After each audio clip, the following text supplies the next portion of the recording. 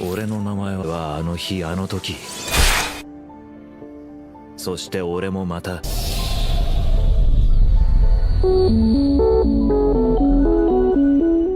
Uhui, kembali lagi sama Mimin yang super imut abis.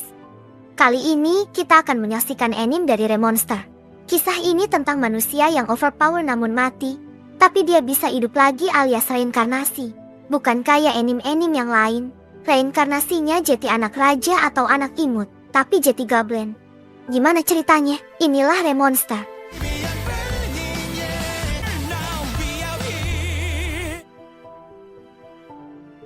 Cerita dimulai dengan serangan mendadak oleh seorang wanita terhadap pria bernama Tomokui Kanata.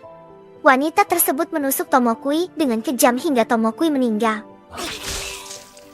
確かに死んだのだ。なぜだ？なぜ俺を？ Ketika membuka mata untuk pertama kalinya di dunia baru, ia disambut oleh seorang kakek goblin yang kemudian memberinya nama Gobro. Pada hari kedua, Gobro menemukan dirinya dikelilingi oleh bayi goblin lainnya.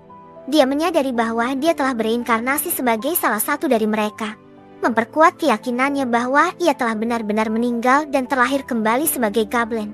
Pada hari ketiga, Gobro dan bayi goblin lainnya telah tumbuh menjadi remaja dengan sangat cepat. Meskipun Gobro tidak terlalu memikirkan asal-usulnya, ia tetap bersyukur atas kehidupan keduanya. 生き抜いてやる。 Pada hari keempat, kakek goblin memberikan makanan terakhir kepada anak-anak goblin sebelum mereka harus mulai berburu sendiri. Setelah itu, Gobro memutuskan untuk keluar dari goa dan menjelajahi lingkungan sekitar. Dia diikuti oleh goblin lain bernama Gobkichi. Gobro, yang melihat potensi Gobkichi dengan tubuh besarnya, mengajaknya untuk berburu bersama. Mereka berhasil menangkap seekor kelinci bertanduk. Secara tiba-tiba, Gobro mendapatkan notifikasi bahwa ia telah memperoleh tanduk kelinci, menandakan pencapaian pertamanya di dunia baru ini. Mereka kemudian menikmati hasil buruan mereka bersama-sama, menyantap daging kelinci bertanduk dengan lahap. Pada hari kelima, mereka kembali berburu, dan Gobro sekali lagi menerima notifikasi bahwa ia memperoleh tanduk kelinci. Setelah menikmati hasil buruannya, Gobro menyadari bahwa ia bisa memperoleh kemampuan dari apa yang ia makan. Ini adalah kekuatan dari dunia asalnya yang disebut absorpsi. Kemampuan ini memungkinkannya memakan apa saja, termasuk besi dan racun, dan memperoleh kekuatan dari benda-benda tersebut.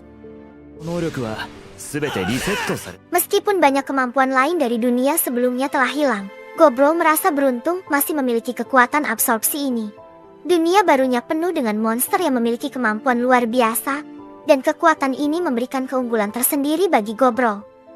Pada hari ke-6, seorang goblin perempuan bernama Gobmi menunjukkan kekaguman pada Gobro dan Gobkichi yang sering memakan kelinci bertanduk. Gobmi sangat mengagumi kekuatan dan kehebatan Gobro. Namun, pada hari ke-7, cuaca buruk memaksa Gobro menunda perburuan hingga keesokan harinya. Karena bosan, Gobro memutuskan untuk memanfaatkan waktu luangnya dengan membuat senjata baru. Ia menggunakan berbagai material yang ada di lumbung harta untuk menciptakan senjata yang bisa membantunya dalam perburuan di masa depan. Saat memeriksa ruang harta, Gobro melihat beberapa wanita yang tampaknya telah dijadikan budak oleh para goblin.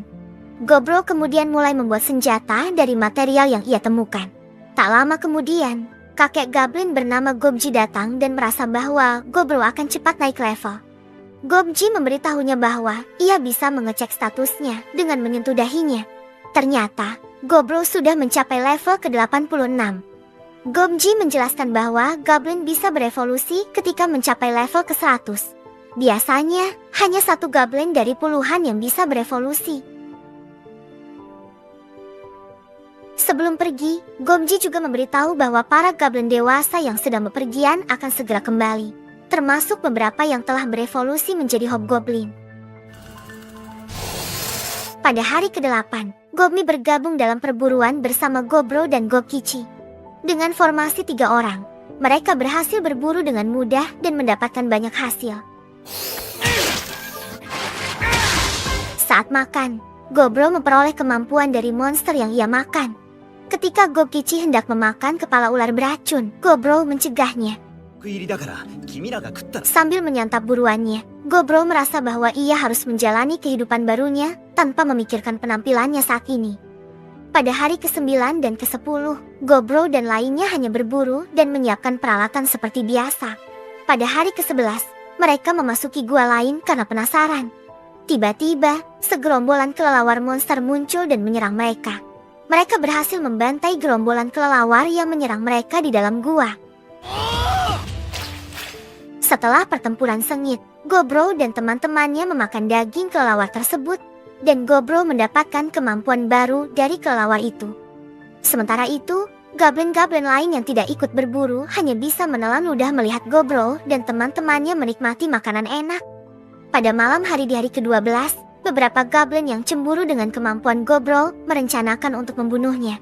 Namun, dengan keterampilan dan kekuatannya, Gobro dengan mudah mengalahkan mereka. Salah satu goblin penyerang terluka parah dan akhirnya tewas. Gobmi, yang marah karena melihat Gobro diserang, melampiaskan kemarahannya dengan melukai goblin-goblin yang lain. Pada hari ke-13, Gobro dan teman-temannya memutuskan untuk berburu monster yang lebih kuat.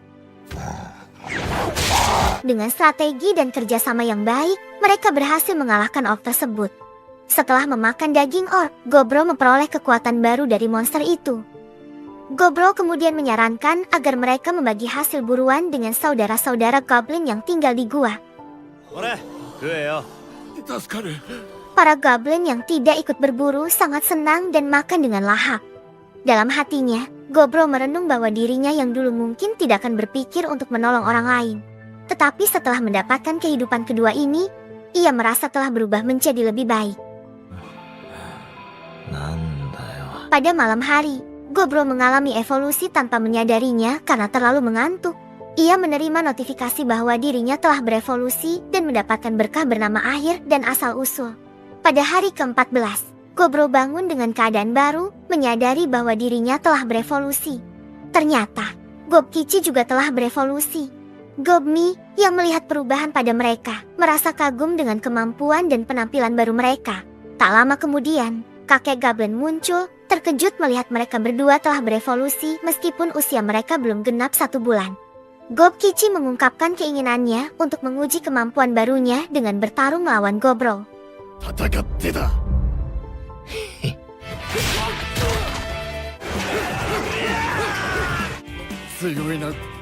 Tak lama setelah itu, Gobro mendengar suara aneh dari monster kuat dan menyuruh Gobmi menggunakan busur silang yang sebelumnya dibuat oleh Gobro. Ternyata, suara tersebut berasal dari gerombolan serigala yang terkenal menyerang secara berkelompok dan tidak segan memburu monster lemah. Gobro segera menyusun strategi untuk membantai gerombolan serigala tersebut.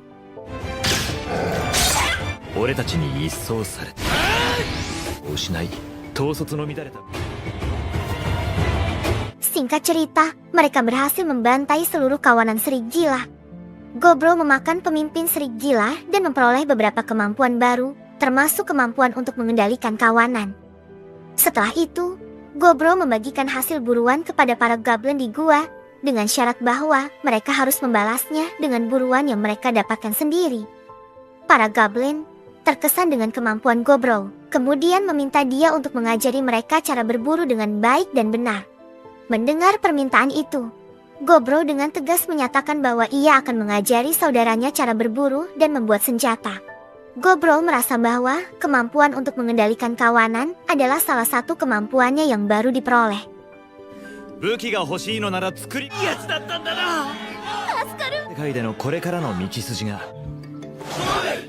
Pada hari ke-17, Gobro melihat bahwa Gobmi juga telah berevolusi. Pada hari ke-17, terjadi sebuah tragedi di mana para wanita manusia yang disandera oleh para goblin memutuskan untuk bunuh diri, kemungkinan besar karena putus asa. Gobro, yang merasa bersalah, mengadakan upacara kematian untuk mereka.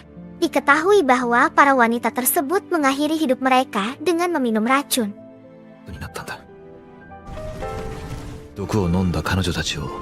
Singkat cerita, pada hari ke-26, Gobro terlihat sibuk melatih para goblin lainnya.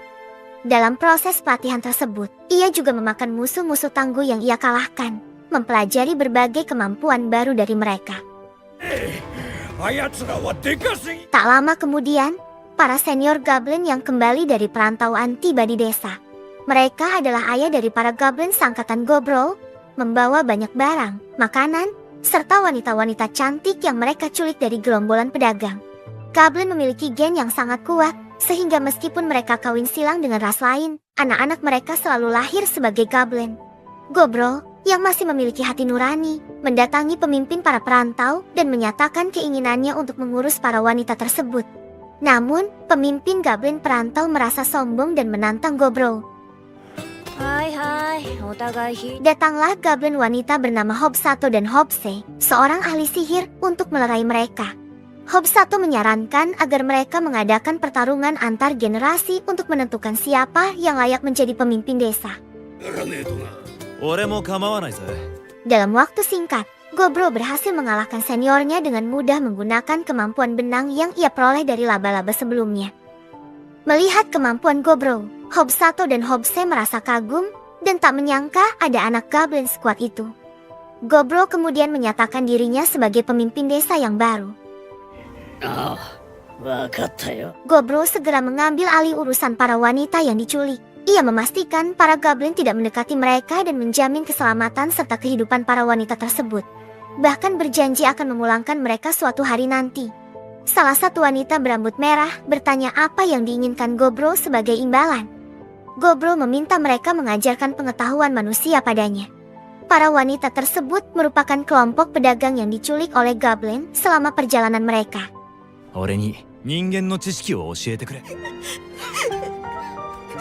Pada hari ke-28, Gobro mengunjungi para wanita dan terkejut melihat mereka lebih ceria setelah berbicara dengannya sebelumnya. Ia membawa makanan yang dibuat dari bahan-bahan barang rampasan, menyadari bahwa makanan enak dapat memulihkan mental mereka. Gobro juga menyadari bahwa manusia tidak bisa berevolusi seperti monster, tetapi mereka memiliki berbagai profesi. Gadis kalem adalah seorang penilai dan penempa. Gadis kembar adalah koki dan penjahit. Gadis berkacamata adalah alkemis, dan gadis ceria berambut merah yang menyapa Gobro setiap pagi adalah seorang pendekar pemula. Meskipun kemampuannya masih biasa saja, Gobro memintanya untuk terus berlatih.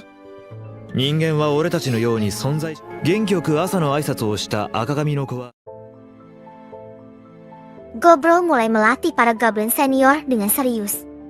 Saat para goblin tua mulai mengeluh dan menolak latihan, Gobro segera menghukum mereka dengan tegas. Dia menekankan bahwa semua goblin, termasuk yang lebih tua, harus mematuhi peraturan yang telah ditetapkannya.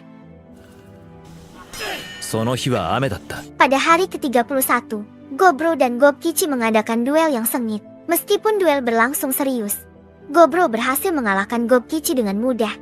Malam harinya, para goblin tua mencoba mendekati para wanita yang sedang diurus oleh Gobro dan menemukan mereka sedang tertidur. Gobro segera mengambil tindakan terhadap para goblin tua itu dan menangani situasi dengan cepat. Dia juga meminta Gobkichi untuk membawa para berandal keluar dan menginstruksikan Gobmi serta goblin lainnya untuk menyaksikan hukuman yang akan diberikan kepada para pengkhianat yang tidak mengikuti peraturannya.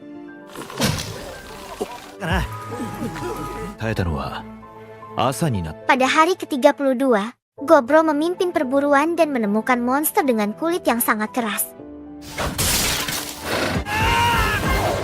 Setelah berhasil mengalahkan monster tersebut, Gobro memperoleh kemampuan baru, yaitu kemampuan untuk menembakkan duri. Pada malam harinya, wanita berambut merah mendatangi Gobro saat ia tertidur. Mereka akhirnya tidur bersama. Pada hari ke-33, Gobro terbangun dengan terkejut karena menemukan Gobmi juga berada di sampingnya. Setelah itu, Gobe, seorang goblin wanita, berevolusi menjadi hobgoblin seperti yang lainnya. Pelatihan para goblin berjalan lancar. Gobro kemudian menunjuk beberapa kapten unit. Gobkichi menjadi kapten unit bersenjata berat.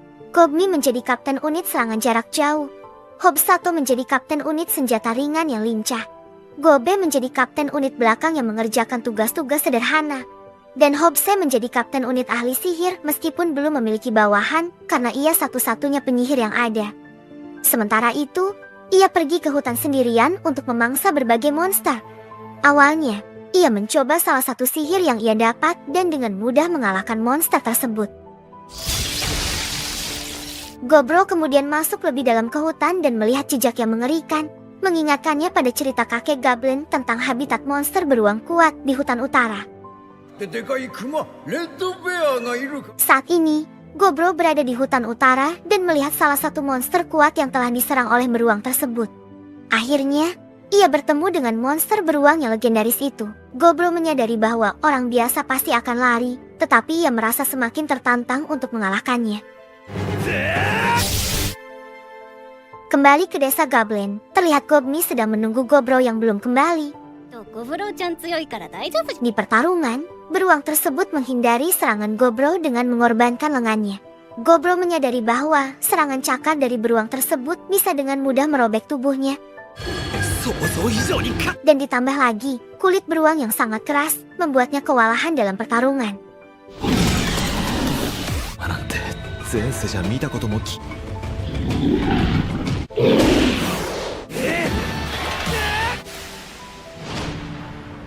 Pada hari ke-34, terlihat dua makhluk yang sebelumnya terlibat dalam pertarungan, kini berada dalam kondisi sekarat.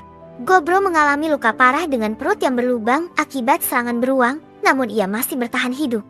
Dengan segenap kekuatannya, Gobro memakan monster beruang yang ada di hadapannya. Setelah memperoleh kemampuan baru dari beruang tersebut, Gobro akhirnya pingsan.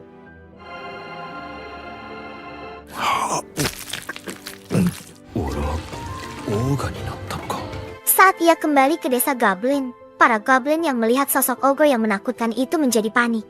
Namun, Gobmi segera mengenali bahwa ogre tersebut adalah Gobro. Gobmi memarahi Gobro karena telah membuatnya sangat khawatir. Para Goblin lain yang mendengar bahwa Gobro berhasil mengalahkan beruang merah merasa kagum. Kakek Goblin menyatakan bahwa Gobro sangat luar biasa karena dalam waktu 1 bulan saja ia sudah berevolusi menjadi ogre. Setelah beberapa waktu, semua orang masih terkejut melihat Gobro yang telah berevolusi menjadi ogre. Gobro kemudian menemui para tahanan wanita. Reaksi mereka membuat Gobro merasa sedih dan hatinya hampir hancur melihat ketakutan di mata mereka. Gobmi, yang tampak cemburu dengan perhatian Gobro pada para wanita itu, mencubit kakinya dengan keras, berharap mendapatkan perhatiannya. Wanita penempa kemudian memberikan Gobro sebuah pisau spirit. Senjata lamanya rusak saat pertarungan melawan beruang merah. Melihat wanita penempa memberikan hadiah kepada Gobro, Gobmi dan wanita berambut merah semakin cemburu. Gobro juga menemui si kembar yang bekerja keras. Mereka meminta lebih banyak bantuan agar pekerjaan mereka lebih efisien. Gobro berjanji akan menambah beberapa goblin wanita dari pasukan logistik untuk membantu mereka. Dengan perasaan bangga dan penuh harap, Gobro meminta si kembar untuk menjadi istrinya. Reaksi ini semakin membuat Gobmi dan wanita berambut merah merasa cemburu.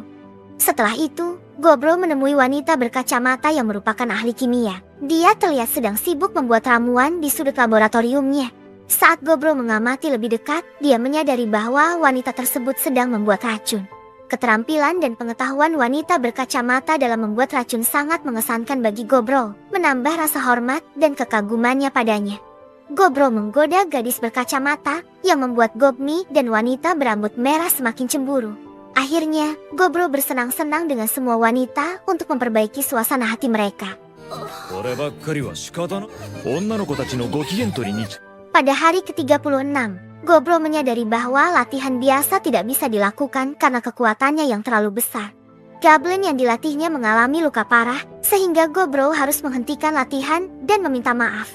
Gobkichi merasa ada yang aneh dengan tubuhnya dan memutuskan untuk pergi berburu. Gobro curiga bahwa Gobkichi menyembunyikan sesuatu.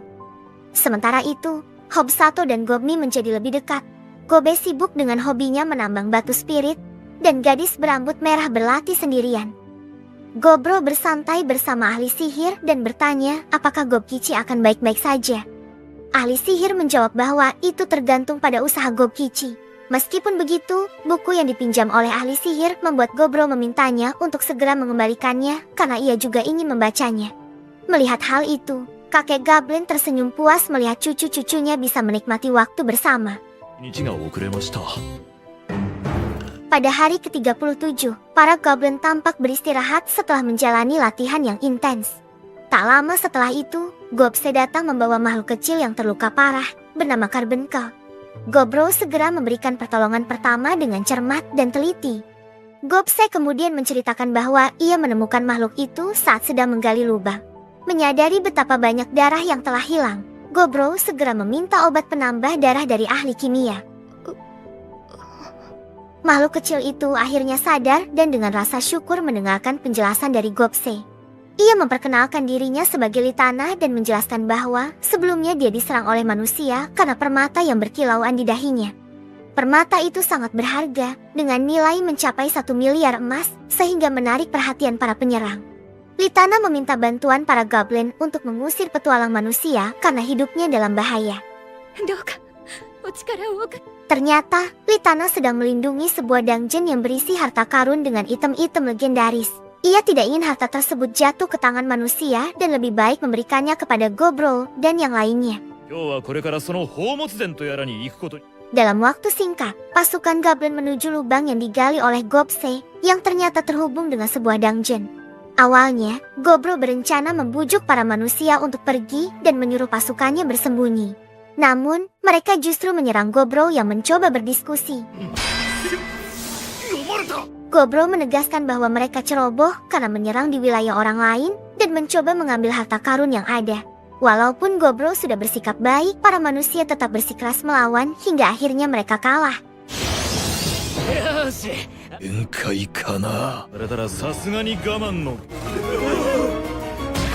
Gobro dan yang lainnya mengambil peralatan petualang tersebut dan memakan mereka, mendapatkan kemampuan baru seperti biasa. Selain itu, Gobro memperoleh peralatan tingkat tinggi yang dibawa oleh para manusia tersebut, termasuk sebuah kotak sihir yang bisa menyimpan hingga 1.200 item. Litana berterima kasih kepada para goblin dan menyebutkan bahwa majikannya, Velvet, akan senang karena hartanya tidak diambil oleh manusia rakus.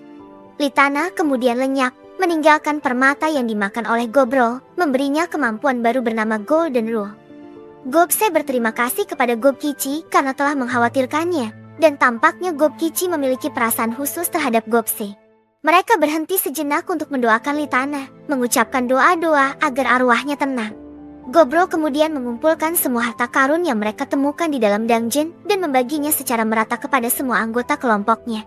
Ia sangat terkejut karena kotak magis miliknya ternyata masih mampu memuat semua peralatan sihir yang mereka ambil dari dungeon tersebut. Sebelum meninggalkan tempat itu, Gobro membakar jasad Velvet dengan penuh penghormatan. Dari jasad Velvet, Gobro menemukan item sihir berbentuk lengan yang segera dipakainya. Setelah itu, mereka menutup kembali pintu masuk dungeon untuk menjaga agar tidak ada yang masuk lagi. Sesampainya di rumah, mereka berpesta merayakan keberhasilan mereka dengan sirup manis yang diambil dari ruang harta. Pada hari ke-38, Gobro bersama ahli penempa menilai semua senjata yang mereka dapatkan. Ternyata, semua peralatan sihir tersebut sangat berharga. Pada hari ke-39, Gobro mulai membagikan senjata-senjata tersebut kepada 10 bawahannya yang telah berevolusi menjadi hobgoblin. Ia sendiri memilih tombak vermilion dan beberapa item lainnya, sehingga kini memiliki 3 item legendaris. Pada siang hari, Gobro mengajak anggota kelompoknya mencari bahan untuk membuat sup beruang. Ia merasa senang karena melihat bawahannya naik level dengan sangat cepat.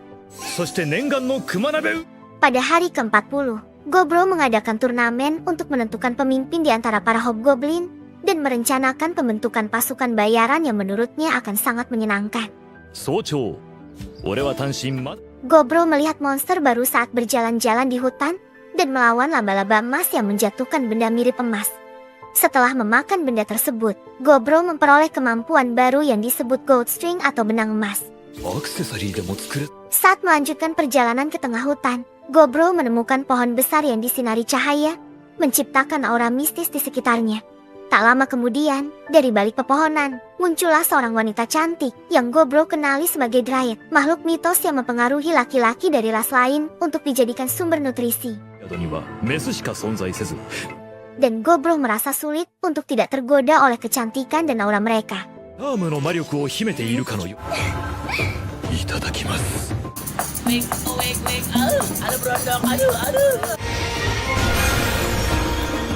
Setelah bertemu dengan Dryad, Gobro melanjutkan perjalanannya dan menemukan air terjun yang indah, serta danau yang tenang. Saat sedang membersihkan diri di danau, tiba-tiba ia dikepung oleh sekelompok lizardman, makhluk reptil yang siap menyerang. Pada hari ke-42, Hopsei, si ahli sihir, sangat gembira karena berhasil memiliki 2 murid yang mulai bisa menggunakan sihir. Ia juga belajar sebuah teknik baru, yaitu enchant, kemampuan untuk mengubah sifat suatu zat. Namun, ketika mencoba teknik ini di tempat pandai besi, ia tampak frustasi karena hasilnya tidak sesuai harapan. Pada hari ke-43, Gobmi, si rambut merah, dan si kembar terlihat sangat marah. Mereka pergi ke tempat gadis berkacamata dan mengeluh karena melihat Gobro berinteraksi dengan wanita lain di luar. Mereka menyalahkan Dryad yang telah memberikan ciuman pada leher Gobro.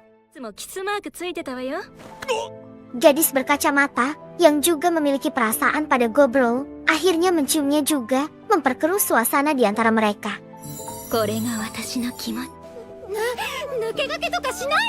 Akhirnya, semua gadis manusia yang ada di sekitar ikut melakukan hal yang sama, menunjukkan perasaan cemburu mereka terhadap Gobro.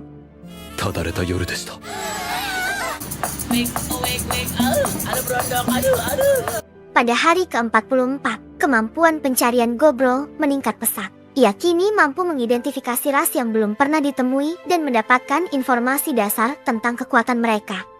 Gobro merasakan ada seseorang yang mendekati desanya, yang ternyata adalah segerombolan elf yang dipimpin oleh seorang elf angku. Pertemuan ini membuat Gobro merasa sangat terganggu. Elf angku itu menyuruh para goblin untuk bersyukur dan mengajak mereka bekerja sama karena manusia akan menyerang hutan untuk mencuri harta karun para elf. Kakek goblin menganggap tawaran itu tidak buruk, namun Gobro menolaknya karena menurutnya permintaan tolong harus disampaikan dengan sopan.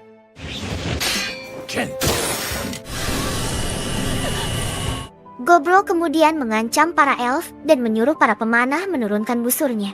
Ia menegaskan bahwa ia menolak tawaran elf tersebut karena tidak ingin bekerja sama saat itu. Namun, ia juga tinggal di hutan yang sama, jadi jika manusia merusaknya, ia bersedia bekerja sama dengan para elf. Gobro mengancam dengan senjata sihirnya yang bisa mengeluarkan tombak dari dalam tanah, membuat para elf lari ketakutan. Pada hari ke-45, Gobro memburu seekor slime abu-abu di dalam hutan. Setelah mendapatkan batu sihir dari slime dan memakannya, Gobro memperoleh beberapa kemampuan baru. Salah satu kemampuannya adalah membuat darahnya sendiri menjadi klon yang dinamakan auto-replication. Dengan kemampuan ini, ia dapat melihat situasi melalui klon-klonnya seperti menggunakan CCTV, artinya inderanya terhubung dengan setiap klon yang terbentuk. Pada hari ke-46, ia meminta Gobmi dan para wanita goblin lainnya untuk membuat pakaian khusus untuk bepergian. Pakaian tersebut dijahit dengan benang yang telah dilapisi darah Gobro, sehingga jika mereka berada dalam bahaya, Gobro bisa segera mengetahuinya melalui hubungan magis dengan darahnya. Pada hari ke-47, Gobro melihat sekelompok elf kembali mendekati desanya. Tanpa ragu, ia menangkap mereka semua. Meski telah tertangkap, pemimpin elf yang angkuh tetap menunjukkan sikap sombongnya.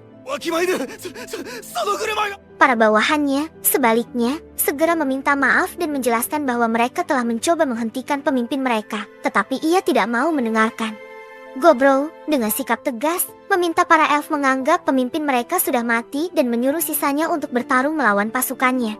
Gobro menetapkan aturan bahwa siapa yang menang akan diizinkan pergi. Dari 23 elf yang bertarung, 6 elf menderita kekalahan dan semuanya adalah laki-laki. Setelah pertarungan, Gobro meminta elf yang menang untuk menyerahkan senjata dan item sihir mereka karena kini mereka adalah tahanan desa Goblin. Para elf terkejut karena Gobro tidak memenuhi janjinya untuk membiarkan mereka pergi. Gobro menjelaskan bahwa ia masih merasa dendam atas kedatangan mereka sebelumnya yang berniat membunuh para Goblin. Oleh karena itu, ia tidak akan membiarkan mereka pergi begitu saja. Dengan nada tegas, Gobro langsung menyatakan bahwa kakek Goblin tidak boleh menyentuh mereka tanpa izinnya. Kakek Goblin setuju, mengakui bahwa ia harus menjadi contoh bagi yang lebih muda, meskipun ia masih meminta sedikit hiburan.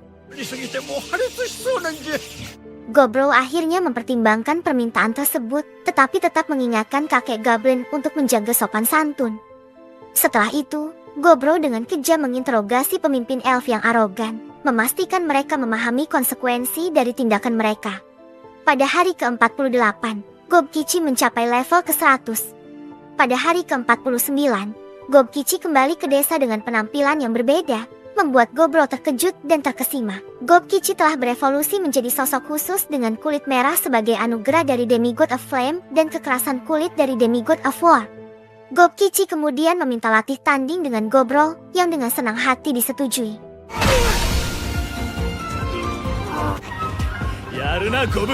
Namun, pertarungan itu membuktikan bahwa Gobkichi telah menjadi rival yang kuat.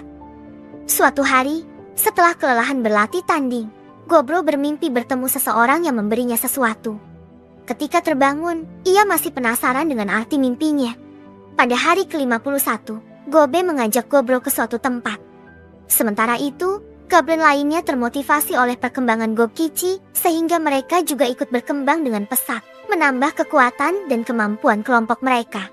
Selain itu, Hobsei telah berevolusi menjadi Half Spell Lord. Meskipun biasanya seorang Family Lord tidak memiliki tato seperti Hobsei, tato tersebut mirip dengan milik Gobro.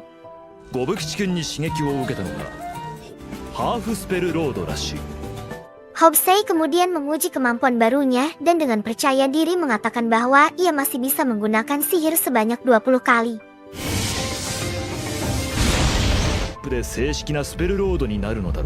Untuk merayakan peningkatan kekuatan Hobsei, Gobro memberinya peralatan tingkat tinggi. Gobro menyadari bahwa evolusi di desa Goblin mulai sering terjadi dan percaya bahwa itu karena pengaruhnya.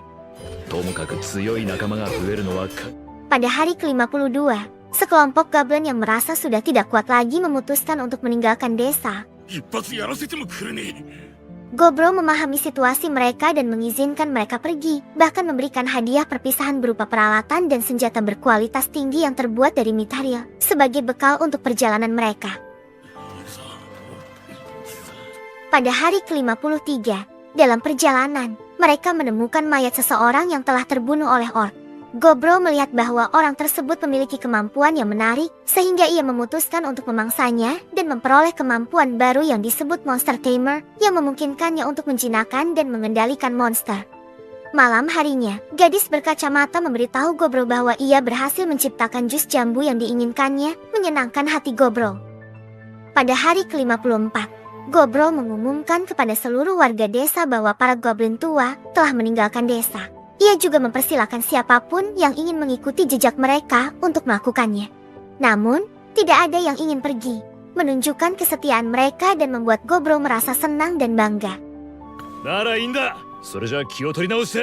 Pada hari ke-55, desa tampak sangat damai. Gobro memanfaatkan momen tersebut untuk menciptakan anting yang dilapisi dengan darahnya, yang berfungsi sebagai alat komunikasi yang canggih. Pada hari ke-56, ia menguji alat tersebut dan ternyata berhasil dengan baik.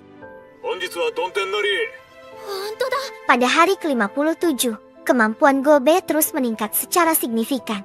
Setelah melihat buruannya yang masih hidup, Gobro mendapatkan ide baru yang bisa bermanfaat bagi desa dan dirinya sendiri. Gobro berencana mencoba kemampuan barunya untuk menjinakkan hewan tersebut. Pada hari ke-58, Gobro menjinakkan seekor beruang abu-abu yang dianggapnya sangat berguna, serta seekor pemimpin serigala hitam yang akan menjadi penjaga bagi para wanita manusia. Pada hari ke-59, terjadi kejutan ketika si rambut merah, seorang petualang pemula, berkembang menjadi petarung handal dan berhasil mengalahkan beberapa kobold. Tak lama kemudian, Gobji si Cleric melaporkan bahwa beberapa goblin diserang oleh manusia, menandakan kericuhan besar akan terjadi. Pada hari ke-60, Gobro melihat gerombolan kobold berlari menuju desa goblin, dikejar oleh gerombolan Andit.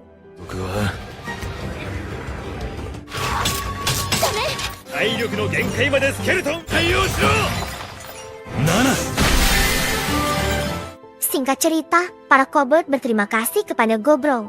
Sementara itu, para elf yang dipenjara merasa terkejut melihat bagaimana Gobro mampu mengumpulkan berbagai ras dengan baik. Pada hari ke-61, Gobro dan Gobkichi kembali berburu bersama. Mereka melihat 12 pasukan manusia bersenjata dan mengikuti mereka. Manusia-manusia tersebut bersembunyi di tepi jalan, menunggu seorang putri kepala suku elf. エルフたちの中にこの情報 Setelah 2 jam, rombongan elf tiba. Putri elf tersebut ternyata lebih menawan daripada elf lainnya. Para manusia yang menunggu kemudian menyerang mereka. Melihat hal itu, Gobro merasa tidak enak jika meninggalkan putri elf tersebut. Ia muncul dan mengalahkan rombongan manusia itu. 全く問題ないぞ。 Pada hari ke-62, Gobro mendapatkan informasi dari para manusia yang ditawan. Dalam 20 hari, pasukan manusia akan bergerak. Setelah itu, Gobro mengambil kemampuan mereka seperti biasa. Putri elf terbangun dari tidurnya dan terkejut melihat Gobro. Namun, Gobro lebih terfokus pada sayap putri elf yang tidak biasa. 小向きも大きい Gobro memberikan minuman herbal untuk menenangkan putri elf dan menjelaskan situasinya. Meskipun putri elf merasa Gobro jahat karena tidak langsung menyelamatkan rombongan elf, Gobro merasa tidak bersalah karena hal itu tidak ada kaitannya dengan perselisihan antara bangsa elf dan manusia. Selain itu, Gobro juga memberitahukan bahwa ada seorang pengkhianat di antara suku elf. Ia menyarankan putri elf untuk melakukan tindakan yang diperlukan. Mendengar itu, putri elf menangis dan Gobro menyuruhnya beristirahat, berjanji akan mengantarnya pulang keesokan harinya. 絶対手 Pada hari ke-63, Gobro mengantarkan putri elf tersebut. Di perjalanan, putri elf menjelaskan bahwa ia adalah seorang high elf. Karena itu ia memiliki sayap yang biasanya disembunyikan dalam tubuhnya. High elf adalah wujud elf setelah naik level, dengan sayap yang dapat digunakan untuk terbang. Meski seharusnya sayapnya tidak diperlihatkan kepada orang lain, karena kurang berpengalaman, sayapnya kadang muncul sendiri. Setelah berjalan 3 jam, mereka sampai di tujuan dan langsung dihadang oleh 25 pasukan pemanah yang menggunakan material mithril. 俺たちはエルフの里に到着したの Putri elf menyuruh semua orang berhenti waspada karena Gobro dan Gobkichi adalah penyelamatnya, sehingga mereka diperbolehkan masuk desa. 里の中へのた Ayah Putri elf merasa bersyukur anaknya kembali dengan selamat dan berterima kasih kepada Gobro dan Gobkichi. Ternyata ia adalah kepala desa elf tersebut. Sebagai tanda terima kasih, ia memberikan busur sihir, harta warisan nenek moyang mereka, yang sepadan dengan keselamatan putrinya. 礼はおしま。 Kemudian, Gobro yang memahami sifat kepala desa memberikan informasi berguna, seperti pergerakan bangsa manusia. Mendengar itu, kepala desa merasa mereka bisa menjalin kerjasama dan memberikan banyak peralatan mithril pada Gobro. Sebagai gantinya, Gobro memberikan pisau batu dan sekop sihir. Ketika kepala desa menanyakan tentang pejuang elit mereka yang hilang selama 20 hari, Gobro berbohong dengan mengatakan bahwa ia tidak mengetahuinya, padahal ia telah menahan dan membunuh sebagian dari mereka. Gobro juga menerima oleh-oleh berupa 1 potion herbal dan beberapa alkohol produksi mereka. いつでも呼んでくれ。 Sesampainya di rumah, para goblin langsung mengadakan pesta. Pada hari ke-64, Gobro terkejut melihat Gobmi telah berevolusi, dan ada 8 hobgoblin baru yang juga berevolusi. Gobmi yang berevolusi memiliki kemampuan baru, termasuk mata syaringan, sehingga ia harus memakai kacamata saat tidak diperlukan. どうかした？おや、見惚れた。 Gobe telah berevolusi menjadi Halfers Lord dengan kemampuan memanipulasi tanah, menunjukkan titik lemah pada bebatuan, dan meningkatkan kemampuan fisik serta sihir petir untuk mendeteksi permata. Hob 1 juga berevolusi menjadi Half Bloody Lord, dengan kemampuan mengendalikan darah dan menjadikannya senjata. 武器を操り武器として扱えること Gobro masih penasaran dengan tato yang dimiliki beberapa dari mereka, meskipun bentuk dan lokasinya berbeda. Kakek Goblin melihat perkembangan mereka dan memberi nama baru. Hobsei menjadi Spellsei, Gobmi menjadi Dami, Hob 1 menjadi Blood Saito, Gobe menjadi Irsi, Gobkichi menjadi Ogrekichi, Gobji menjadi Hobji, dan Gobro tetap Hobro. つけるとこの通りだ Gobro berpikir bahwa ketika perang antara elf dan manusia pecah, para elf mungkin akan meminta bantuannya. Maka, Gobro memberikan 1 set anting komunikasi baru pada semua makhluk di desanya. Namun, para wanita elf enggan memakainya karena budaya mereka melarang mempercantik atau merusak telinga. Gobro meluangkan waktu untuk mengatasi kebanggaan mereka sebagai elf. ひっぺがしてやった Wake, oh, wake, wake. Aduh, aduh berondong, aduh, aduh. Dengan bantuan kobold dan elf yang sekarang memakai anting, peserta latihan bertambah. Gobro juga memberikan simulasi pertarungan dengan Andit, menciptakan suasana yang nyaman untuk mempererat hubungan antar bawahannya. 仲良くなる方がいいな。 Pada hari ke-65, Gobro menjelaskan bahwa saat menggunakan sedikit sihir, ia bisa memanggil skeleton biasa, zombie, dan Andit. Variasi Andit menjadi lawan bagus untuk latihan dan mencari pengalaman. Tetapi mereka meleleh di bawah sinar matahari dalam beberapa detik. Karena itu, pada siang hari, Gobro berfokus melatih elf dan kobold. Meskipun desa sekarang penuh dengan lebih dari 100 anggota, kobold berada pada posisi rendah dan harus menjadi lebih kuat untuk bertahan hidup. 今日は Latihan kobold berlanjut, dan karena pergerakan kobold lebih baik dari dugaan Gobro, mereka mendapatkan 20 serigala untuk meningkatkan populasi di desa. 彼らの動きは予想以上によく。 Pada malam hari, Gobro melihat bahwa kapak yang rusak saat melawan Red Bear kini telah dimodifikasi menjadi kapak sihir yang bisa mengeluarkan air dan elemen lainnya. いや、純 Pada hari ke-67, Ogre Kichi bercerita kepada Gobro bahwa ia menyukai Irsi dan meminta pendapatnya. 歯止めが。だが、下にでも報告してくれ。 Singkat cerita, Kichi menyatakan cintanya pada Irsi, dan ternyata Irsi juga menyukai Kichi. Pada hari ke-68, saat berlatih melawan Gobro, Kichi terlihat dalam kondisi prima. Gobro merasa pengakuan cintanya telah berjalan dengan mulus. 成功したのだ。 Setelah latihan, Gobro dan lainnya melakukan perburuan. Kesempatan bagus untuk mengumpulkan bahan keras dan berlapis baja. 初めて見る昆虫のモンスターが多く。 Gobro mendapatkan beberapa kemampuan baru, salah satunya adalah exoskeleton. Ia mencobanya dan bisa melapisi tangan dan badan dengan haki. Merasa seperti pahlawan super yang bisa berubah dan memodifikasinya sesuai keinginan. もちろん自己治癒能力やエリトロンプラントで。 Pada hari ke-69, Gobro berlatih sparring. Pandai besi berdiskusi dengan para elf mengenai senjata baru. Karena senjata yang dikembangkan bagus, pandai besi dipindah ke bagian manufaktur.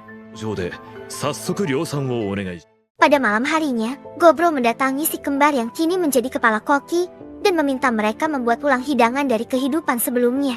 Setelah itu, ia bertemu dengan alkemis untuk mendiskusikan sesuatu. Alkemis memberikan tulang black skeleton yang bisa membekukan apapun yang terkena paku tersebut. しまい、その後。 Pada hari ke-70, utusan elf datang melaporkan bahwa manusia telah sampai ke hutan dan mereka tidak bisa menahan rombongan besar tersebut. Mereka meminta bantuan Goblin untuk memusnahkan manusia dan mengancam akan membatalkan kontrak jika Goblin mundur. しよう。ただ俺たちは自由にみんなを集めてくれ。 Gobro memberikan alat komunikasi kepada kepala suku dan meminta semua bersiap melakukan pekerjaan pertama mereka sebagai tentara bayaran bernama Parabellum. Hari ke-71, pasukan bayaran Parabellum bergerak menuju kamp pasukan manusia yang akan menyerang desa. Parabellum terdiri dari 36 anggota, masing-masing dengan kemampuan unik dan sihir dahsyat yang dikuasai oleh Spellsei. Mereka juga didukung oleh pasukan hewan berjumlah 73 yang menambah kekuatan tempur mereka. Setibanya di markas manusia, Gobro dan timnya melihat bahwa manusia telah memasang pelindung sihir untuk mencegah monster masuk. Spellsei segera menyarankan agar pelindung tersebut dihancurkan secepat mungkin. Gobro setuju dan memerintahkan bawahannya untuk mengepung area tersebut sambil mempersiapkan sihir yang diperkuat untuk menghancurkan pelindung itu. ペセイさんも執刀にルトンを大量生成。 Ternyata, di antara mereka ada seorang prajurit wanita yang luar biasa kuat dan berpengalaman. Menyadari bahwa satria wanita ini adalah pusat kekuatan dan semangat pasukan manusia, Gobro memutuskan bahwa ia harus menghadapinya secara langsung. Wanita itu mengajak bawahannya untuk menyerang Gobro bersama-sama. Melihat hal ini, Gobro menyadari bahwa wanita tersebut memiliki potensi hebat dan kualitas mana yang luar biasa. Gobro juga tahu bahwa wanita itu berencana menyerang langsung ke jantungnya. Namun, merasa terhibur oleh keberanian wanita tersebut, Gobro memutuskan untuk membiarkan mereka hidup. Namun, wanita itu menolak belas kasihan Gobro dan berniat menghajarnya dengan sepenuh hati. Mendengar keberanian wanita itu, Gobro semakin menghargainya dan menganggapnya lebih hebat dari perkiraannya. Gobro lalu memerintahkan bawahannya untuk menangkap beberapa manusia kuat dalam keadaan hidup.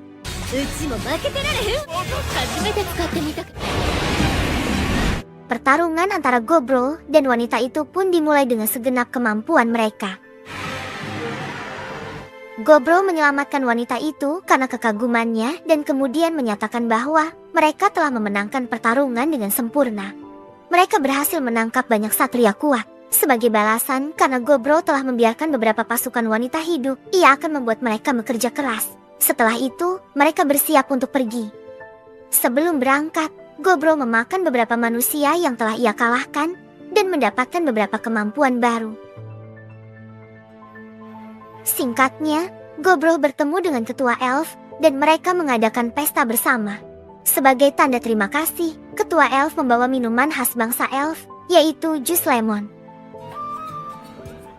Gobro kemudian melihat pasukan wanita manusia yang telah ia tangkap sebelumnya. Saat Gobro mendekati komandan wanita, komandan itu meminta Gobro menjauhinya karena ia adalah seorang bangsawan yang dilarang memiliki hubungan tanpa pernikahan. Namun, Gobro tetap melahap semua wanita manusia yang ada. Pada hari ke-72, Gobro memberikan anting pada pasukan wanita yang membuat mereka tidak bisa berbohong atau menyembunyikan sesuatu. Dengan ini, Gobro memastikan ia bisa mendapatkan banyak informasi sekaligus. Gobro kemudian menghubungi ketua elf menggunakan alat komunikasi yang telah ia berikan sebelumnya dan menjelaskan bahwa ia berhasil mengetahui jalur pasukan utama manusia yang akan digunakan untuk menyerang. Gobro bersiap untuk menyerang mereka. Gobro menjelaskan bahwa bangsa manusia memanfaatkan jumlah pasukannya yang banyak dengan menyerang dari berbagai arah. Pada hari ke-73, pasukan para belum yang dipimpin oleh Gobro bersiap menghadapi pasukan utama manusia.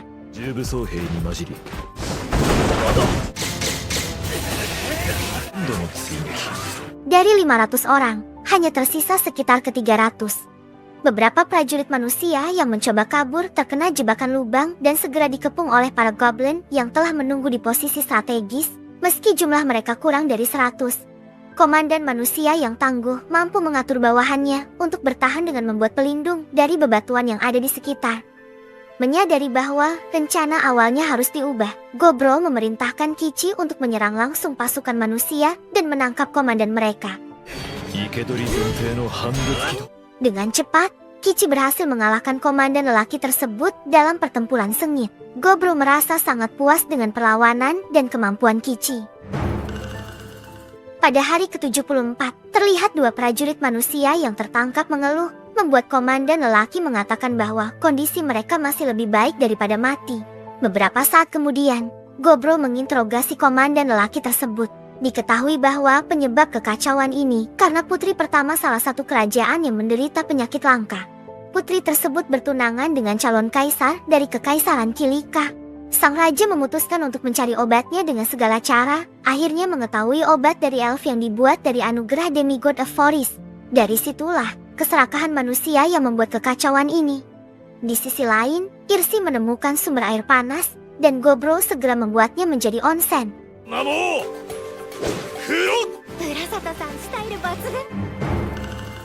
Pada hari ke-75, Gobro merasa khawatir tentang sesuatu yang akan datang dan mulai memanfaatkan tawanan untuk sesi latihan baru, bertujuan melatih keterampilan dan kepemimpinan dengan simulasi pertempuran.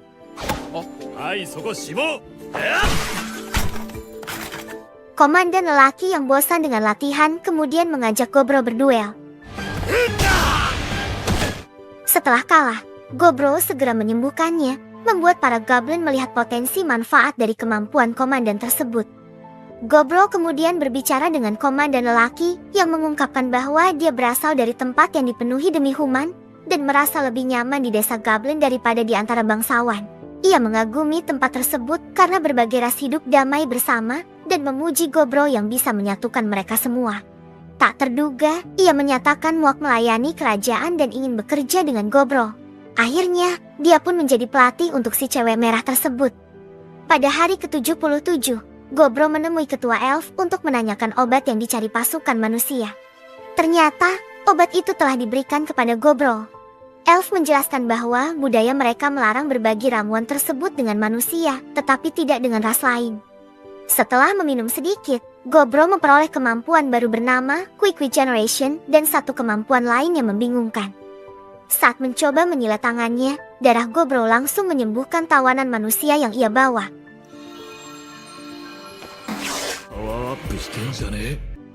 Pada hari ke-81, pertempuran terus berlanjut. Gobro menyerang camp manusia dari kejauhan dengan tombak yang menembus tubuh komandan mereka, menghasilkan banyak tombak lain yang membunuh pasukan manusia di sekitarnya. Akibatnya, sisa pasukan manusia dikalahkan dalam waktu 20 menit. Setelah itu, Gobro melahap mayat-mayat dengan cairan gel dari tubuhnya. Pada hari ke-82, Gobro mengunjungi wilayah elf dengan membawa seorang gadis berambut merah dan komandan manusia.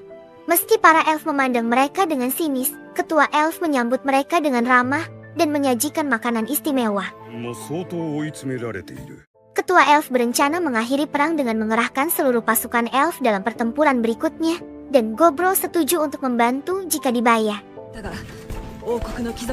Di dunia ini, terdapat 5 dewa yang memberikan berkah kepada manusia tertentu, termasuk Gobro yang menerima berkah dari dewa kematian dan kehidupan. Ini bisa menjadi masalah jika Gobro yang memberikan obat tersebut. Komandan manusia berjanji setia kepada Gobro, tetapi juga ingin menyelesaikan tugasnya sebagai satria dengan menyembuhkan sang putri. Dia meminta Gobro memberikan obat ajaib yang diperlukan. Gobro setuju, menganggap ini akan membuat kerajaan berhutang budi. Namun, masalah muncul karena manusia sering berkonflik tentang kepercayaan kepada dewa-dewa mereka. Pada hari ke-83, serangan terakhir dilakukan sebelum fajar.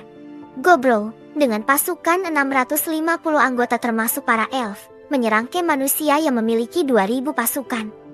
Sebelumnya, Gobro telah mengintai dan mengetahui tentang Rugat Orden, seorang prajurit yang diberkahi dewa dan sangat kuat, mampu memperkuat pasukannya. Namun, Gobro tidak takut dan malah penasaran dengan daging mereka. Dia sangat bersemangat menciptakan para andit untuk menyerang pasukan manusia.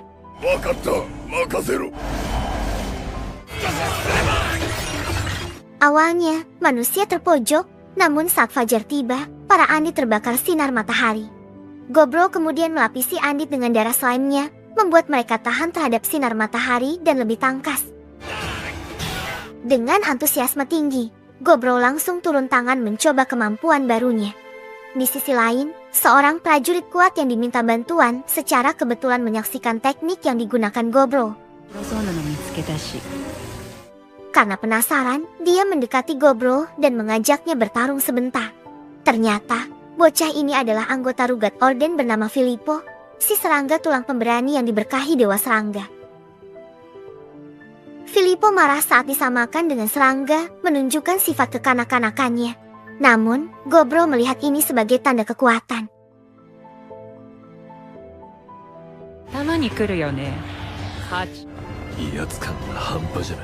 Filippo bertanya dewa mana yang memberi berkah kepada Gobro, tetapi Gobro tidak menjawab. Filippo lalu menunjukkan serangga parasit yang bisa menghidupkan prajurit mati, mengendalikan tubuh manusia yang berubah menjadi serangga dan menyerang Gobro.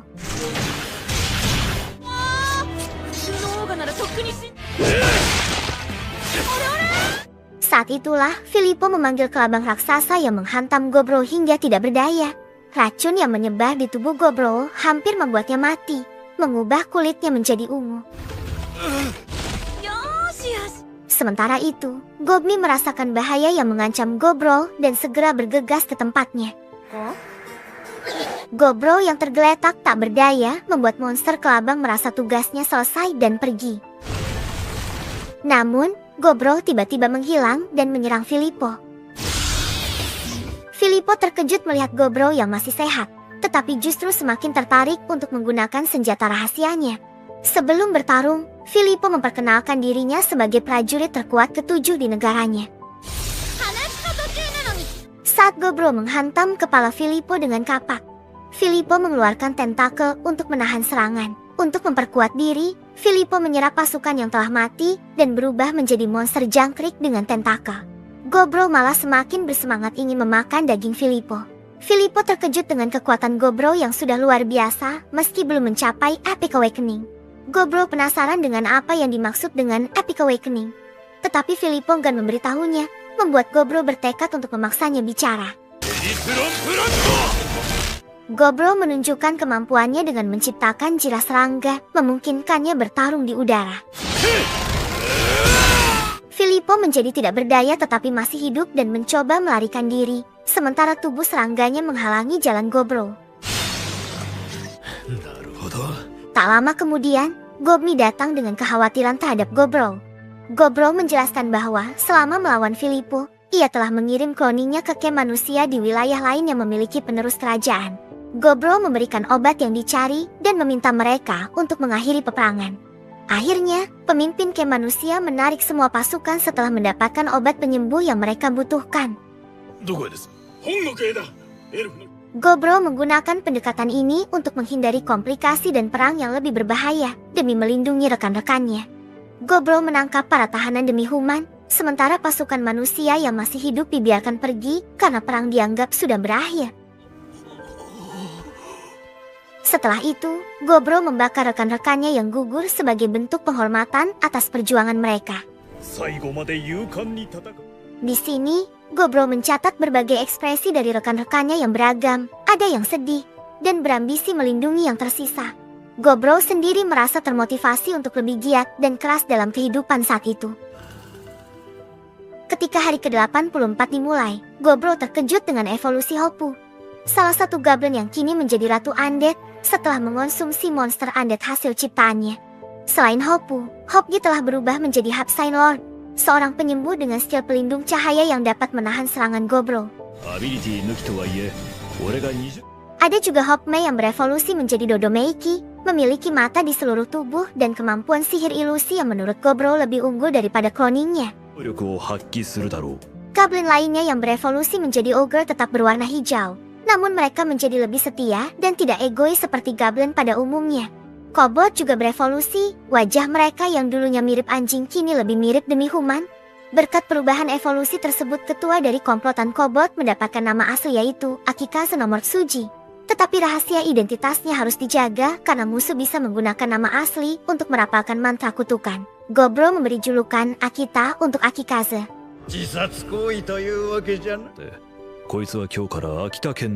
Para tahanan demi Human yang tertangkap diizinkan untuk bebas atau tinggal di desa Goblin.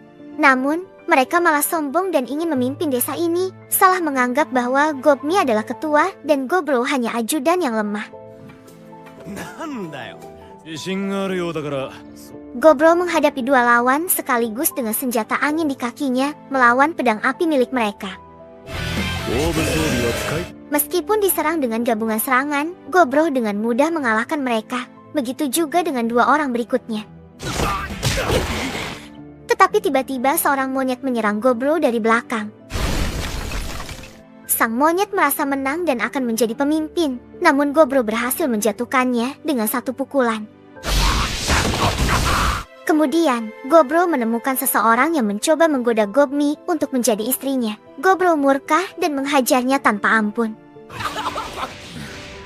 Ada kelompok ras Human lain yang bersikap sopan dan berterima kasih pada Gobro karena telah membebaskan mereka.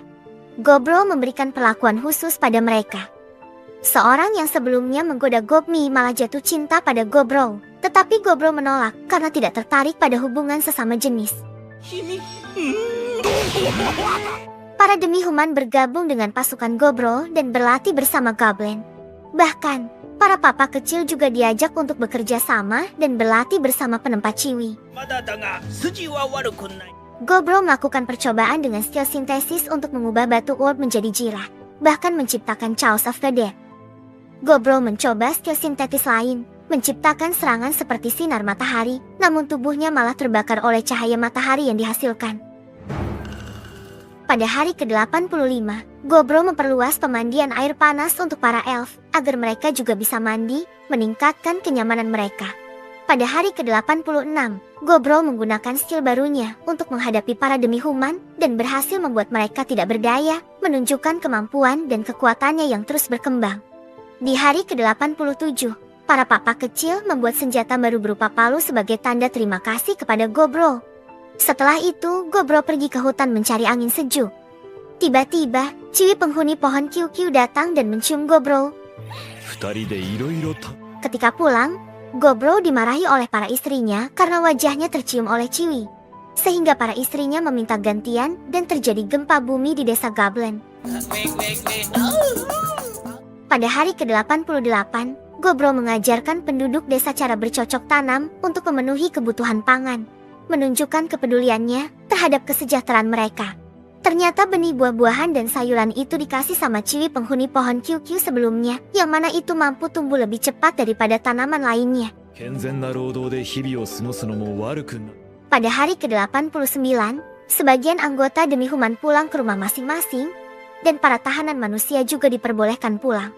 Sebelum pulang, Gobmi mengorek informasi tentang kerajaan manusia. Gobmi menemukan bahwa pasukan manusia telah menarik mundur pasukannya, membuat ketua elf lega, dan mengucapkan terima kasih kepada Gobro melalui gelang komunikasi. Gobro diundang untuk menghadiri acara syukuran, namun heran karena para goblin diundang dalam acara tersebut. Ketua elf menjelaskan bahwa tidak ada larangan mengundang orang luar, dan Gobro sudah dianggap sebagai rekan dan tamu. Pada hari ke-90, Gobro menemukan batu roh terakhir saat menggali, berkat arahan dari Velvet yang ia ciptakan. Sebagai rasa terima kasih, Gobro memakan batu roh tersebut dan mendapatkan banyak skill baru, termasuk kontrol graffiti.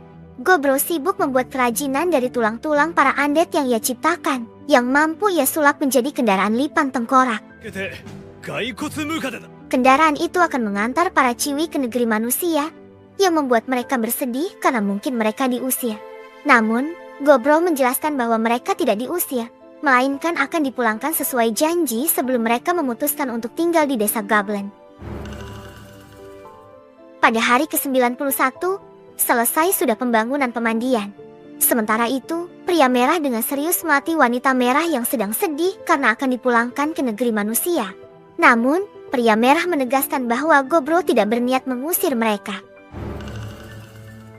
Di hari ke-92, Gobro menemani para Chiwi manusia memanen buah-buahan, dan kebahagiaan para Chiwi membuat Gobro tidak bisa mengerti pikiran mereka.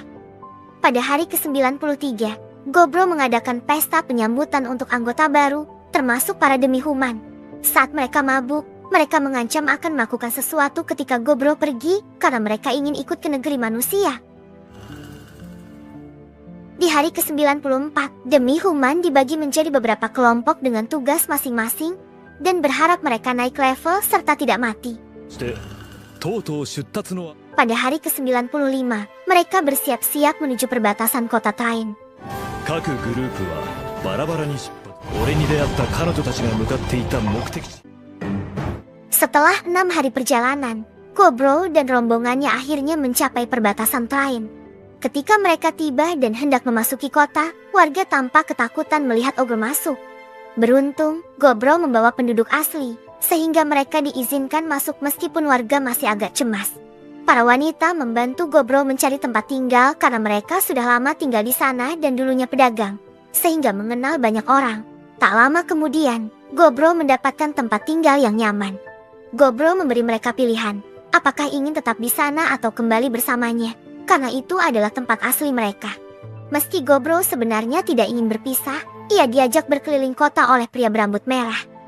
赤髪ショートに案内されてと合流して買い物 Gobro diajak ke tempat lain, tetapi ia memilih mencari informasi di kota dengan merubah bentuk tubuhnya menjadi seperti sebelum ia menjadi goblin. Saat berkeliling kota, Gobro mendengar banyak orang yang sangat takut pada ogre. 他は凶暴というイメージらしい Ketika memasuki sebuah gang, 6 orang tiba-tiba menghadangnya dan bersiap menyerang. Gobro dengan mudah mengalahkan mereka, memakan mereka, dan mendapatkan banyak kekuatan. 指輪なんかつけてたのか Gobro menyadari bahwa para penyerangnya mengenakan cincin yang sama, menunjukkan mereka mungkin anggota sebuah organisasi. Di dekat situ, Gobro melihat seseorang bernegosiasi dengan anggota organisasi yang sama. Orang itu tidak memenuhi permintaan anggota organisasi meskipun sudah membayar tembusan untuk membebaskan sang tuan putri. Mereka malah menuntut tebusan 3 kali lipat. さっきの連中の仲間か Ketika orang tersebut menyerang anggota organisasi karena marah, dia dengan mudah dikalahkan dan hampir dibunuh. Untungnya, Gobro datang menyelamatkannya. Namun, Orang tersebut marah karena Gobro hanya membuat musuh-musuhnya pingsan. Gobro bingung dengan reaksinya, tetapi menyadari bahwa misi ini sangat rahasia. Ia memberikan kontaknya kepada orang tersebut untuk bekerja sama karena Gobro hanyalah seorang tentara bayaran. もう悟られるなよ。 Malam itu, bocah tersebut benar-benar menghubungi Gobro untuk meminta bantuan. Menjelaskan bahwa misi ini sangat rahasia dan hanya segelintir orang yang tahu tentang penculikan Tuan Putri. Sebelumnya, dia mencoba menanganinya sendiri. Namun kali ini dia meminta bantuan Gobro. Gobro setuju dan sudah mengetahui lokasi persembunyian mereka, yaitu sebuah villa dekat kota. Gobro langsung menuju ke sana dan mengalahkan para penculik. Tuan Putri memang ada di sana, dan terlihat bahwa penculikan ini sudah direncanakan dengan baik. Namun, penculikan terjadi karena Tuan Putri keluar tanpa pengawalan dan tertangkap. Gobro membakar tempat itu dan menginstruksikan bocah tersebut untuk tidak memberitahu raja tentang keterlibatan Ogre. Walaupun bocah itu berniat memberitahu raja, Gobro menghipnotisnya agar tidak menceritakan detailnya. 昨日催眠術を活用して Keesokan harinya, Gobro mendapat kabar baik bahwa Hobgoblin telah melahirkan. Dia senang karena ada regenerasi, tetapi juga merasa sedih karena tidak bisa melihat bayi goblin tersebut. Gobro tidak bisa pulang dulu karena harus mengetahui keputusan para cewek. Saat ditanya, mereka setuju untuk kembali dengan Gobro karena masih banyak tugas yang belum selesai di markasnya. みんなありがとう。 Secara tak terduga, Tuan Putri Rubilia datang menemui Gobro. Gobro lupa belum menghipnotis dia kemarin malam. Dia tidak pingsan, hanya setengah sadar saja. Dia berterima kasih atas penyelamatannya dan menawarkan pekerjaan untuk mengawalnya ke kota Aswal. Gobro awalnya menolak karena Rubilia sudah memiliki pengawal. Tetapi Rubilia mengatakan pengawalnya membosankan dan tidak dapat diandalkan. Gobro tetap menolak sampai Rubilia menawarkan bayaran berupa 1 pet emas yang jika dijual setara dengan 1 miliar. Para cewek mendesak Gobro untuk menerima tawaran tersebut. Meskipun berat hati karena harus menunda kepulangannya, akhirnya Gobro setuju. Tuan Putri akan menunggu Gobro di gerbang besok. Pada pagi harinya, Gobro sudah berada di gerbang bersama Tuan Putri Rubilia. Gobro merasa aneh karena tidak ada penjaga yang menemani mereka. Ternyata, Rubilia keluar secara diam-diam, menyebabkan para penjaganya kerepotan mencarinya. Mengabaikan situasi itu, mereka melanjutkan perjalanan menggunakan lipan tengkorak yang sangat cepat. Rubilia menikmati perjalanan tersebut. Mereka berhenti untuk berburu dan memasak, namun Rubilia malah mengganggu istri Gobro yang sedang memasak dan bermain-main dengan monster ayam besar.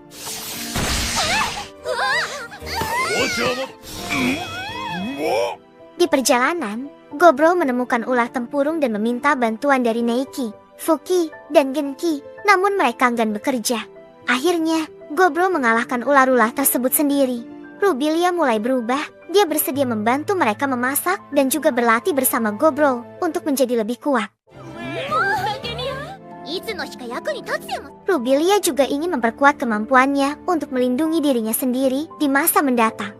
Gobro dan rombongannya melanjutkan perjalanan mereka hingga tiba di tengah-tengah tebing, di mana mereka harus memilih di antara 3 jalur. Salah satunya adalah jalan tengah tebing, sedangkan yang lainnya adalah melewati pinggiran yang memakan waktu lama karena ada monster terkuat di pegunungan.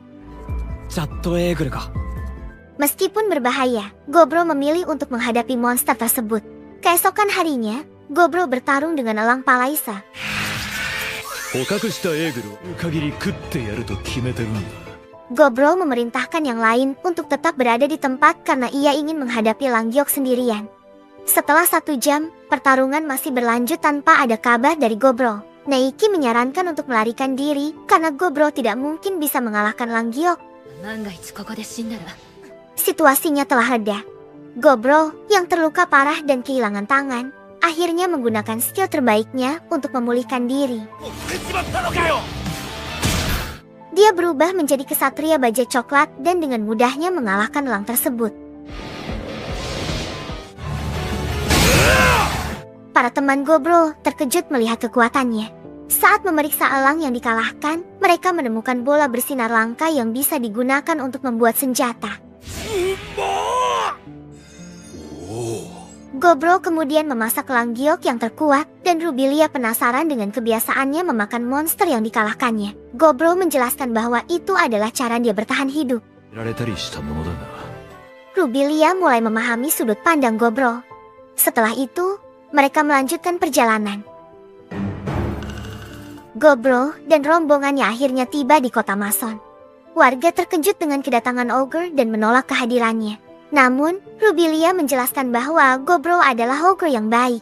Melihat Rubilia yang berasal dari keluarga bangsawan, warga akhirnya menerima mereka. Mereka diizinkan tinggal sementara di kota itu dan diajak melihat air terjun yang indah. Setelah itu, mereka mandi menggunakan air panas. Malam harinya, warga dan rombongan Gobro mengadakan pesta. Gobro menyiapkan minuman yang diberikan oleh kepala desa elf dan mengadakan lomba minum dengan hadiah 4 pet perak. そして銀盤4枚を進呈しよう Meskipun antusias, tidak ada yang bisa mengalahkan Gobro karena dia tidak bisa mabuk. Setelah pesta, Gobro mendapatkan skill baru setelah memakan sesuatu. Keesokan harinya, Gobro dan rombongannya melanjutkan perjalanan tanpa hambatan. Mereka mungkin akan tiba di tempat tujuan besok. Gobro melihat si kembar tampak tidak sehat dengan wajah yang pucat. Mereka mengaku kelelahan setelah memasak untuk warga Mason. Gobro meminta mereka beristirahat sementara dia mengambil alih tugas memasak. Di tengah perjalanan, tiba-tiba ada kabar bahwa si kembar hamil dan mengandung anak Gobro. Anehnya, perut mereka membesar dalam semalam. Gobro meminta mereka istirahat dan menghubungi kakeknya untuk menceritakan situasinya. Kakeknya menjelaskan bahwa jika mereka mengandung anak Gobro, anaknya kemungkinan besar dan memerlukan operasi Caesar karena perut mereka akan terus membesar. Gobro segera mencari tempat untuk istirahat bagi si kembar. Dia khawatir, tetapi yakin kedua perempuan ini akan kuat. Keesokan harinya, situasinya semakin memburuk. Si kembar makin lemah karena bayi dalam kandungan menyerap banyak nutrisi. Akhirnya, Gobro menyuruh si kembar memakan dagingnya sendiri agar kebutuhan nutrisi anak-anak mereka terpenuhi. Awalnya, kedua perempuan itu menolak karena tidak tega meskipun Gobro bisa beregenerasi. Namun, Gobro memaksa mereka makan untuk menyelamatkan si kembar dan anak-anak mereka.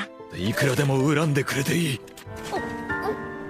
Setelah makan, Gobro menemukan gua yang cocok untuk mereka beristirahat. Di dalam gua, Gobro mengalahkan seekor beruang dan membuat kasur untuk si kembar. Dia juga melakukan penyembuhan dan memberikan obat penawar rasa sakit. Salah satu dari mereka tampak akan melahirkan lebih dulu. Karena perutnya semakin membesar, Gobro membuat mereka pingsan agar bisa melakukan operasi dan menyelamatkan ibu serta anaknya. Dengan penuh ketegangan, Gobro berhasil menyelamatkan bayi laki-laki dan perempuan. Anak-anak tersebut memiliki darah campuran antara manusia dan demi-human, serta terdapat orb dan tandu di tangan mereka. Mungkin karena Gobro sebelumnya memakan herb dan dragon spear. Rubilia, dengan tidak sopan, mengatakan mereka mirip anak monyet. Meskipun deg-degan, Gobro berhasil menyelamatkan istri dan anak-anaknya. Namun, kakek ingin melihat cucunya dan mengingatkan bahwa anak campuran bisa berbahaya. Anak Gobro memang campuran dan berpotensi menjadi ras terkuat dengan menggabungkan kekuatan demi-human dan manusia.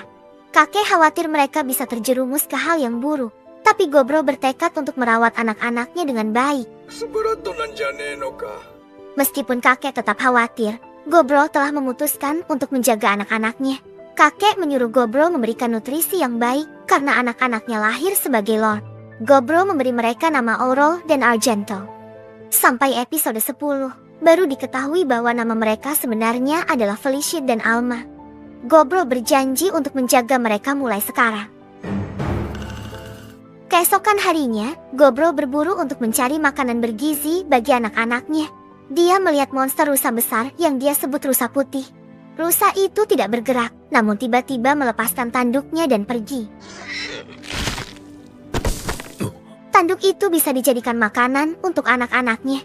Gobro terus berjalan dan menemukan kelompok yang sedang melawan monster banteng atau balor.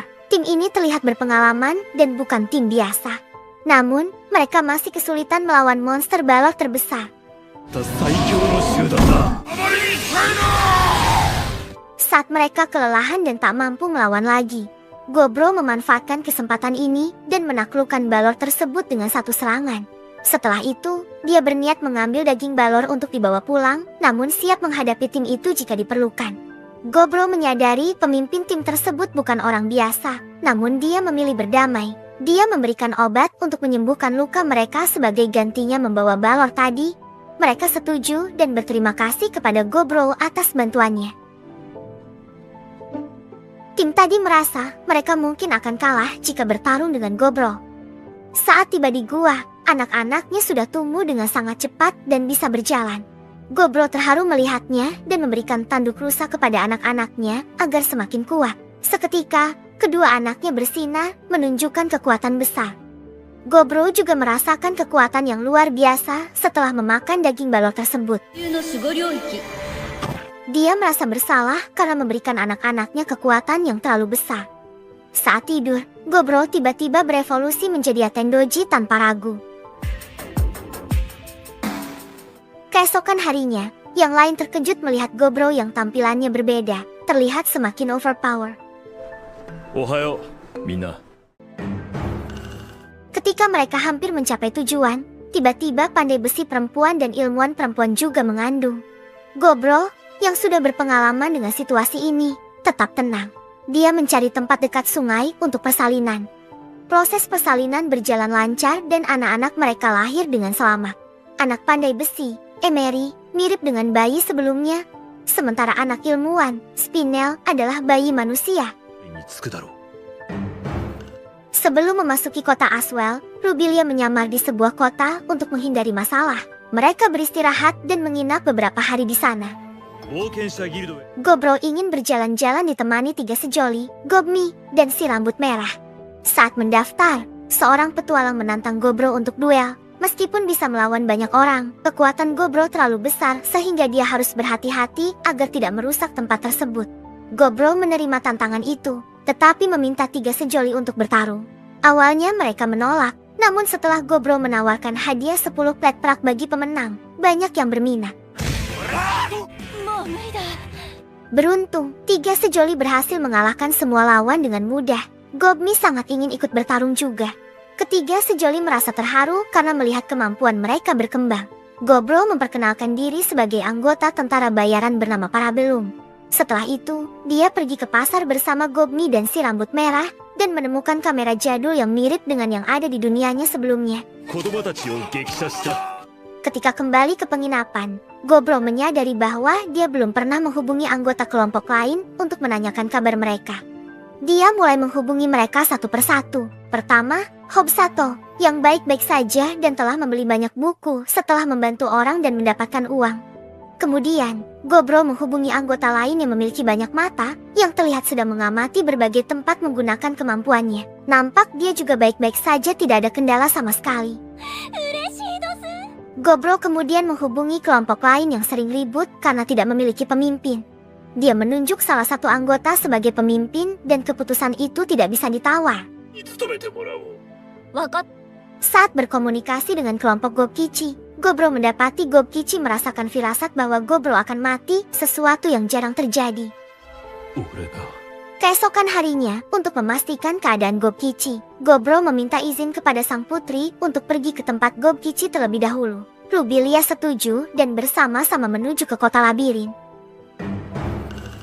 Selama perjalanan, Gobro harus mengasuh anak-anaknya. Sementara itu, Gobmi merasa galau sambil melihat kalung pemberian Gobro, merasa dirinya tidak mengalami perubahan dan tetap menjadi hampir. Gobmi merasa minder dan iri karena belum mengandung. Meskipun cintanya kepada Gobro lebih besar dari yang lain, Gobro tidak masalah apakah Gobmi punya anak atau tidak. Cintanya tetap tidak akan berubah. Setelah beberapa hari perjalanan, Gobro tiba di tempat Gobkichi yang memiliki labirin berbahaya dengan Minotaur kuat di dalamnya. Orang-orang takut karena Minotaur tersebut sulit dikalahkan. Gobro meminta izin untuk masuk labirin, dan orang-orang kaget mengetahui bahwa Gobro adalah teman dari orang yang masuk ke labirin itu. Gobkichi melihat Gobro yang kini lebih kecil, sementara dirinya telah berevolusi menjadi spesies Minotaur baru dengan tubuh besar, bersama Ars yang juga ikut berevolusi. Di sini Gobro menanyakan kenapa dia akan mati. Intinya, Gobro dianggap telah mati. Saat Gobkichi berada di labirin, dia menghadapi monster yang bisa berubah bentuk sesuai pikiran lawannya. Di pikiran Gobkichi, ada Gobro, sehingga monster itu menjadi Gobro yang sangat kuat. Gobkichi kalah dengan mudah, tetapi kekalahan itu membuatnya berevolusi menjadi Minotaur, dan dia bisa mengalahkan Gobro dengan satu serangan. Mungkin Gobro merasa mati pada saat itu. Karena situasi aman, Gobro mengajak Gobkichi untuk beristirahat, tapi Gobkichi ingin duel dulu. Gobro setuju, dan mereka ditonton oleh banyak orang. Putri bertanya mengapa mereka bertarung padahal teman. Gobmi menjelaskan bahwa Gobkichi ingin kekuatannya setara dengan Gobro agar diakui sebagai sahabat sejati. Gobkichi membawa tameng dan kapaknya, sementara Gobro hanya menggunakan tongkat legendaris. Saat mereka saling serang, terlihat Gobkichi lebih unggul dengan kekuatan api luar biasa. Gobkichi juga menguasai kekuatan lain yang digabungkan dengan api miliknya. Gobro mulai menyerang lagi, tetapi Gobkichi masih memiliki tameng yang kuat. Gobro, yang menahan serangan Gobkichi, merasa bahwa Gobkichi tidak bisa melihat ke belakang. Gobro mencoba menyerang dari belakang dan berhasil menahan serangan Gobkichi. Gobro terus menyerang dengan tongkatnya, membuat Gobkichi semakin marah. Gobkichi melompat dan mencoba membanting tubuhnya ke bawah sambil mengeluarkan api. Meskipun Gobro mencoba menghentikannya, Gobkichi terus menyerang dengan marah. Kekuatannya luar biasa, tetapi tidak bisa melukai Gobro karena Gobro bisa menyembuhkan diri.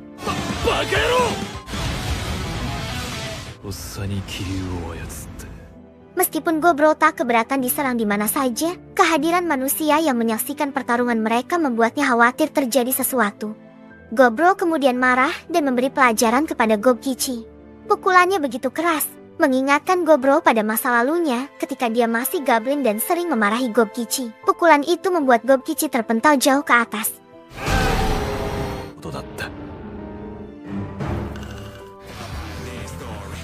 Akhirnya, Gobro tiba di kota Oswell yang mempesona, dengan pemandangan yang menakjubkan di setiap sudutnya. Jalan-jalan di kota tersebut tampak sangat rapi dan bersih, dengan lantai yang tertata dengan baik dan bangunan yang megah. Sebelum sampai di sini, Gobro dan Gobkichi telah bertarung hingga pagi, membuat mereka kelelahan. Setelah pertarungan, Gobkichi dan Ers memutuskan untuk pulang, sementara Gobro melanjutkan perjalanan menuju kota Oswell. Setibanya di Oswell, Gobro merasakan kedamaian yang menyelimuti kota tersebut. Rubilia, tanpa membuang waktu, langsung mengajaknya ke istana, sebuah bangunan megah yang menjadi tempat tinggal keluarga kerajaan. Ternyata, kota ini sebenarnya milik Rubilia. Sebagai tanda terima kasih atas pengorbanan dan perjuangan Gobro yang telah mengantarkannya dengan selamat, Rubilia menawarkan tempat menginap di istana yang penuh dengan makanan lezat dan tempat tidur yang sangat nyaman. Ini adalah perubahan yang signifikan bagi Gobro, yang biasanya tidur di kasur keras selama perjalanannya. Keesokan harinya, Rubilia memberikan hadiah yang luar biasa kepada Gobro berupa pet emas dan sebuah kartu akses khusus yang dikenal sebagai Princess Bill. Kartu ini memberi Gobro akses bebas ke seluruh kota. Gobro merasa terhormat, mempertanyakan apakah ini tidak masalah mengingat statusnya sebagai seorang tentara bayaran. Rubilia, dengan sikap santai, meyakinkan Gobro bahwa ia telah mengamati dan menghargai setiap gerak-geriknya selama perjalanan, menunjukkan bahwa dia pantas menerima penghargaan tersebut. Rubilia percaya bahwa Gobro tidak akan berbuat macam-macam dan yakin Gobro akan kembali lagi. Gobro menerima tawaran Rubilia dan bersiap untuk pulang. Rubilia tidak hadir karena sedang dijaga dan tidak diperbolehkan keluar. Gobro memberi semangat kepada seorang satria agar terus bekerja keras. Gobro dan rombongannya memulai perjalanan, yakin suatu hari nanti akan kembali ke Oswell. Perjalanan mereka lancar, tetapi Gobmi merasa galau melihat Gobkichi semakin kuat, sementara dirinya belum berevolusi juga. Gobro menanyakan level Gobmi, yang ternyata sudah mencapai level ke-89. Gobro pernah mengatakan bahwa untuk tetap bersama, Gobmi harus terus meningkatkan levelnya, dan Gobro berjanji akan membantunya dalam pelatihan. Selanjutnya, Gobro mengajak Gobmi untuk latihan. Gobro memanggil banyak ogre untuk Gobmi kalahkan. Gobmi tidak tahu kapan dia akan naik level, Tetapi dia terus berlatih sampai bisa mengalahkan sekitar 30 ogre dari berbagai jenis.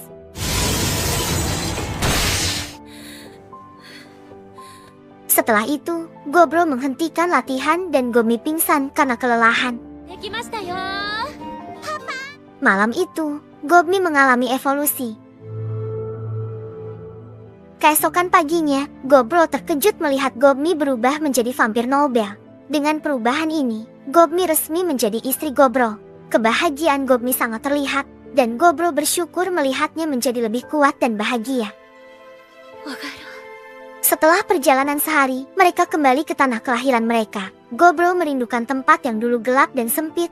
Namun kini goa itu telah berubah menjadi megah seperti istana.